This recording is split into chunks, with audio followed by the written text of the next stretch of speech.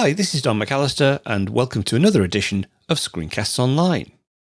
I've been a fan of TextExpander forever, and I supported them when they moved to a subscription model many years ago. However, since then I've realised that I don't really use the more advanced features of TextExpander, so I started looking for an alternative. And of course my first port of call when looking for utility apps is Setapp. Lo and behold, I found Rocket Typist as part of my Setapp subscription, and whilst not as fully featured as TextExpander, I found the limited subset of features of Rocket Typist to be perfect for my needs, along with the added bonus of having an iOS app that syncs over iCloud. So this is Rocket Typist within Setapp, and perhaps you don't know what TextExpander is, I'm sure you do, but basically this application, in the same way as TextExpander, is a text expansion and snippet management tool. Now you have got some basic features contained within macOS itself. Also, if you use an application like Alfred, that also will do some snippet management. But these dedicated text expansion apps tend to have more sophisticated features than within macOS itself. Let's go ahead and open it from within Setapp. We'll say allow to access data from other apps.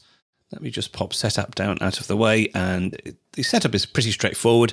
Some information about it. We'll just go to continue. Now you can record a keyboard shortcut to invoke your snippet manager, but I tend not to do that. I do use abbreviations, so I'm basically just type in abbreviation on the keyboard and that will paste in the snippet.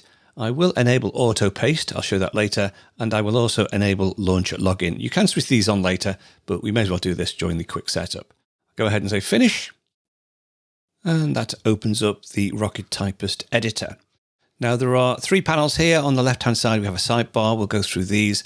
Your snippets are actually contained in this middle section. Then when you select a snippet, you'll get either the snippet itself, what is replaced when you type your abbreviation, or if we go to here, you can get some more information as well.